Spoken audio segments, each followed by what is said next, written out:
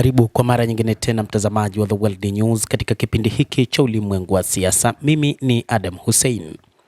Rais wa Marekani Donald Trump anasisitiza kuwa yuko tayari kupigana vita dhidi ya Iran milele.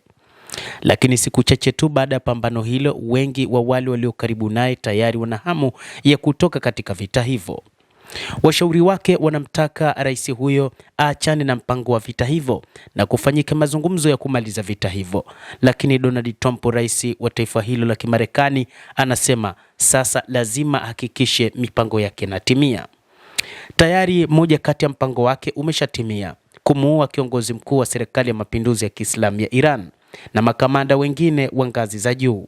Hata hivyo, wamepita viongozi wengi katika taifa la Marekani ambao walipambana na Jamhuri ya Kiislamu ya Iran, wakimwacha Ayatollah Al-Khamenei akiendelea kutawala.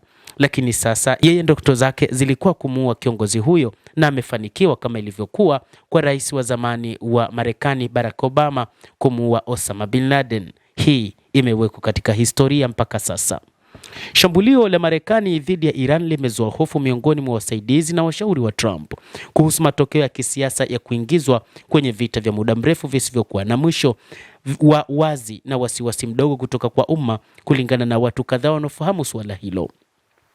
Mzozo huo tayari umegharimu maisha ya watu karibia 8 wa Marekani, huku maafisa wakipania kuongezeka kwa ushuru kwa siku zinazofuata. Soko la hisa liko katika msukosuko na bei ya gesi inazidi kupanda, na hivyo kuhatarisha nguzo muhimu za msimamo wa Trump katika muhula wake. Na ndani ya utawala, wasaidizi bado najitahidi kueleza kwa nini taifa hilo liliingia vitani na ni nini hasa kinachofuata. Ni hatari ya kisiasa, mshauri mmoja wa Trump alisema juu ya shambulio ambalo rais ametabiri linaweza kuendelea kwa wiki. Wacha tu tumaini kwamba kitu kitenda vibaya, kwa sababu hiyo ikitokea itakuwa ni shida. Trump ameyataja mashambulizi hayo ya awali kama mafanikio makubwa, akiyaweka kama uthibitisho wa uwezo wa kijeshi wa Marekani na uhalali wa uamuzi wake wa kuachana na diplomasia kwa ajili ya kuonyesha nguvu. Ametoa moyo hasa na mauaji ya kiongozi mkuu wa Iran Ayatollah Al-Khamenei pamoja na uharibifu wa shabaha kuu zilizokusudiwa kumaliza malengo ya nyuklia ya nchi na kufungua mlango wa mabadiliko ya serikali. Bado wakati Trump amechukua hatua hiyo ya mapema kama ishara kwamba umma unaweza kuunga mkono kuendelea kukera, baadhi ya washauri na washirika wa karibu wanabishana kimya kimya, wakimshinikiza kuharakisha ratiba yake ya matukio na kutangaza ushindi haraka iwezekanavyo.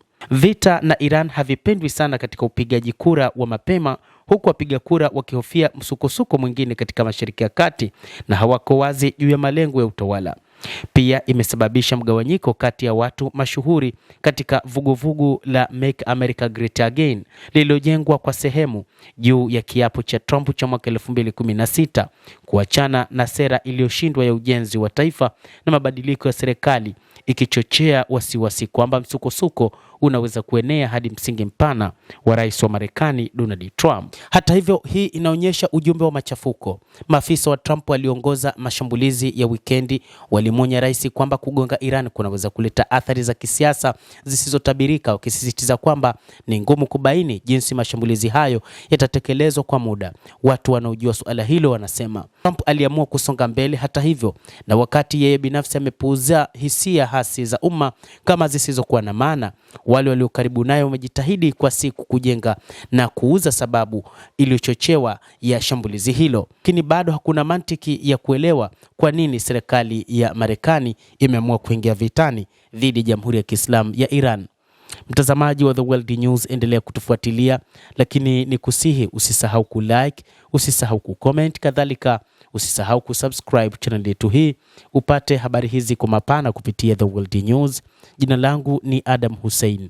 Endelea kuwa nasi wakati wote, endelea kutufuatilia uyajue mengi yanayojiri katika ulimwengu kupitia hapa The World News.